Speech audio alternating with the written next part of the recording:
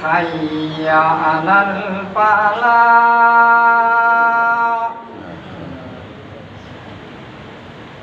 hayya 'alal falah.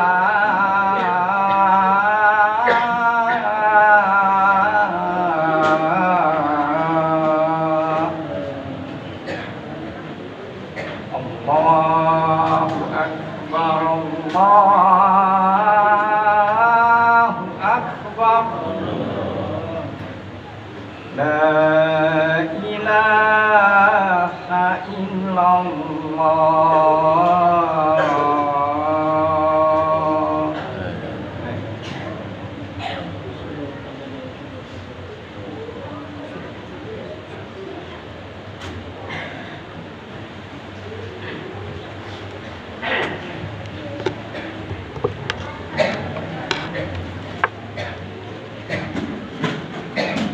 Alhamdulillah.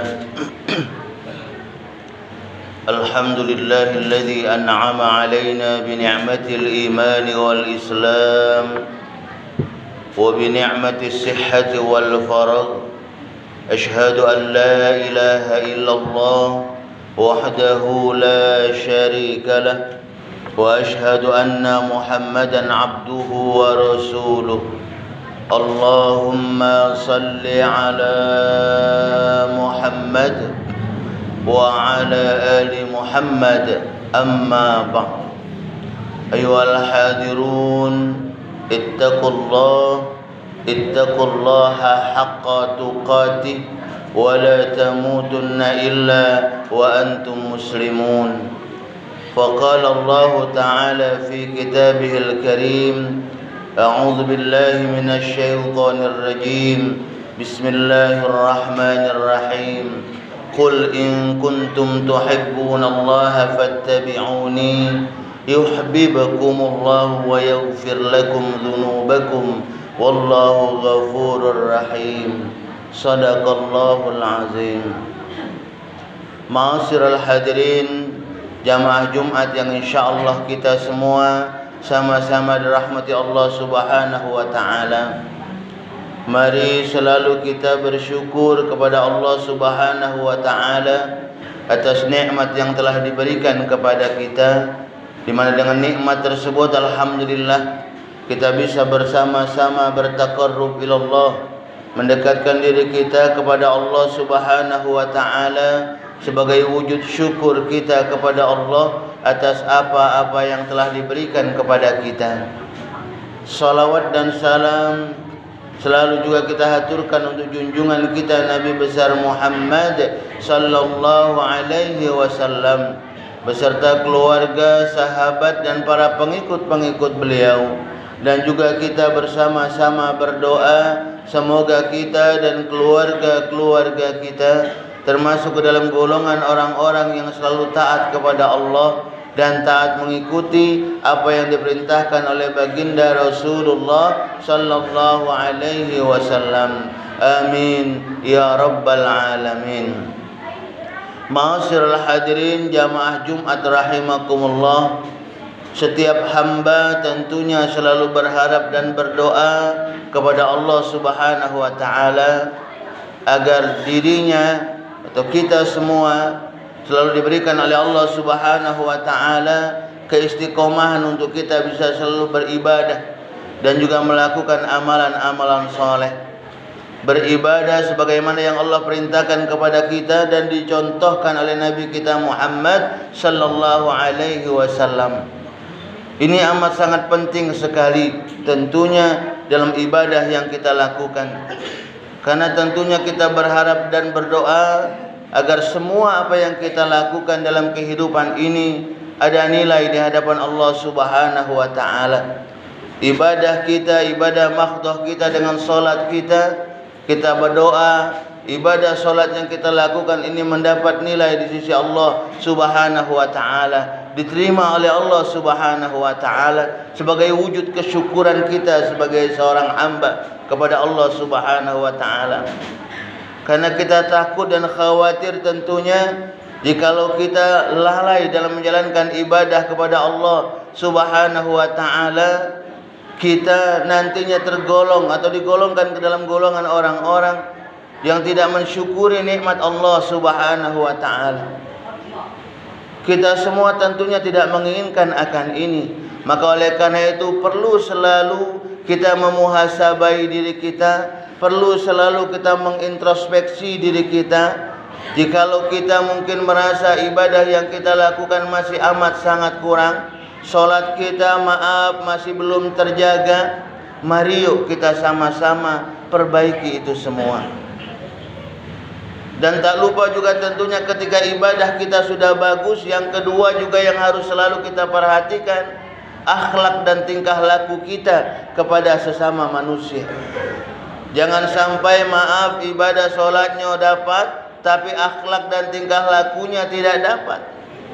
Masih sering memutuskan silaturahmi, masih sering-sering mungkin kita melakukan hal-hal yang tidak diridhoi oleh Allah Subhanahu wa taala. Masih sering mungkin kita menyakiti hati tetangga kita, sesama jamaah kita mungkin, atau bahkan sesama pengurus kita sendiri.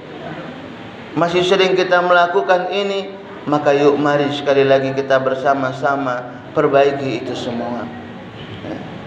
Karena tentunya kita berharap dan berdoa selalu kepada Allah Subhanahu wa taala dalam kehidupan ini mendapatkan kebaikan dari Allah Subhanahu wa taala, mendapatkan kebahagiaan dari Allah Subhanahu wa taala. Dan untuk mendapatkan kebahagiaan dari Allah Subhanahu wa taala ini, tentunya apa yang harus kita lakukan? Selalu taat, menjalankan perintah Allah Subhanahu wa taala. Menjalankan perintah Allah. Karena ini juga sekali lagi merupakan cerminan wujud cinta kita kepada Allah Subhanahu wa taala. Dan tadi kami katakan di awal, ketika kita menjalankan perintah Allah, maka siapa yang harus kita jadikan contoh panutan? Baginda Rasulullah sallallahu alaihi wasallam.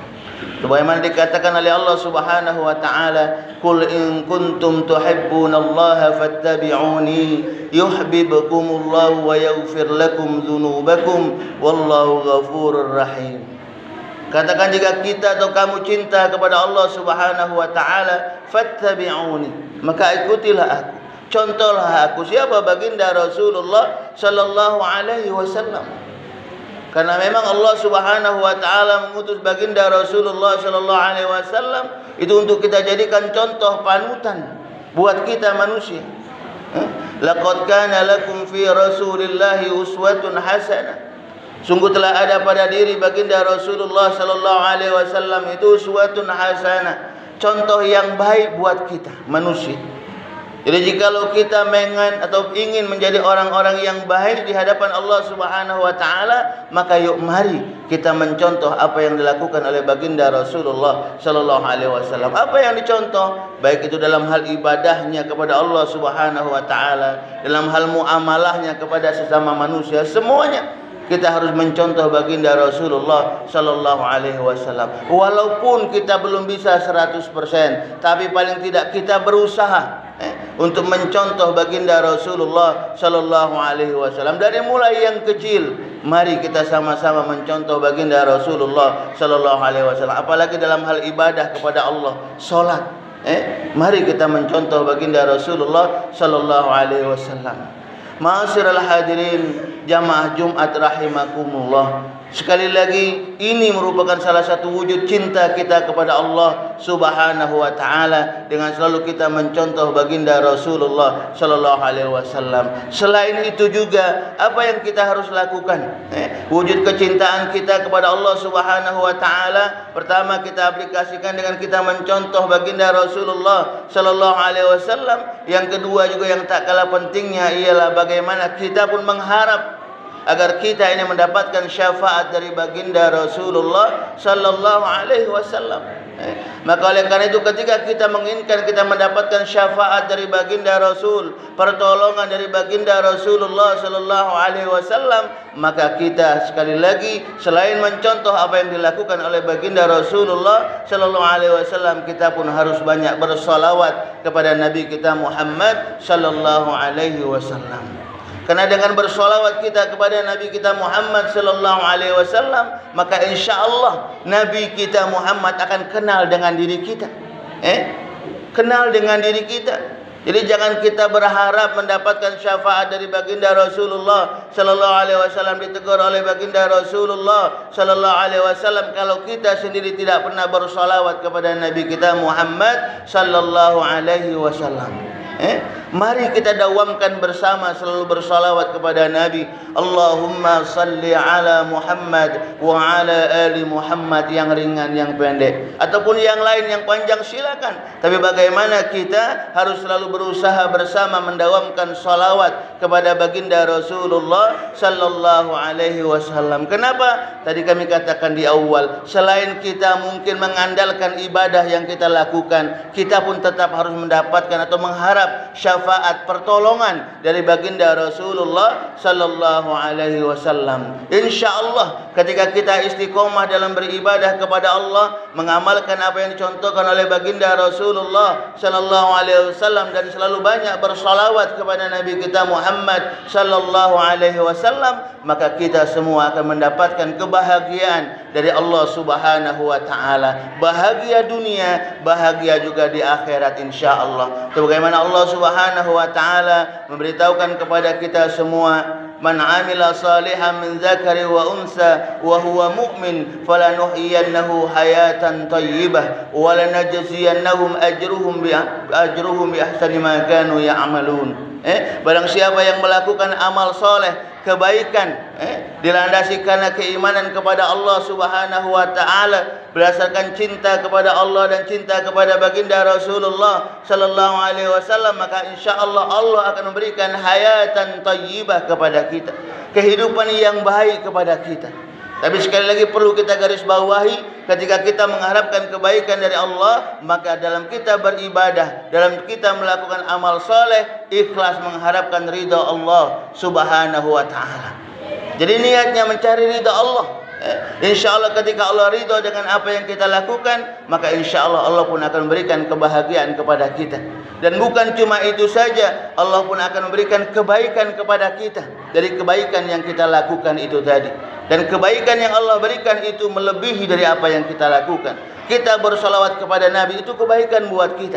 Maka insyaAllah ketika kita banyak bersolawat, maka Allah pun akan memberikan kebaikan kepada kita. Kita melakukan kebaikan kepada sesama manusia, tetangga kita, masyarakat lingkungan kita baik kita, maka insyaallah kita pun akan mendapatkan kebaikan dari apa yang kita lakukan itu, dan ganjarannya melebihi dari apa yang kita lakukan insyaallah. Kita berdoa bersama, semoga kita semua dan keluarga-keluarga kita, jamaah kita semua akan dijadikan oleh Allah Subhanahu wa taala orang-orang yang selalu istiqomah dalam menjalankan perintah Allah Subhanahu wa taala, istiqomah dalam kita mencontoh baginda Rasulullah sallallahu alaihi wasallam, istiqamah dalam kita berselawat selalu kepada baginda Rasulullah sallallahu alaihi wasallam, istiqamah dalam kita melakukan kebaikan kepada sesama manusia. Insyaallah kita semua nanti akan dikumpulkan di surganya Allah Subhanahu wa taala insyaallah. Amin ya rabbal alamin. Barakallahu li wa lakum fil Qur'anil azim wa nafa'ani wa iyyakum bima fihi minal ayati wa dzikril hakim wa taqabbala minni wa minkum tilawatahu innahu huwal ghafurur rahim.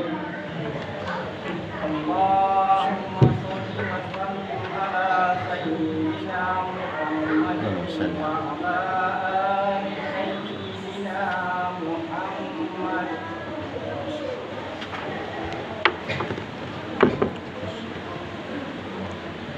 Alhamdulillah.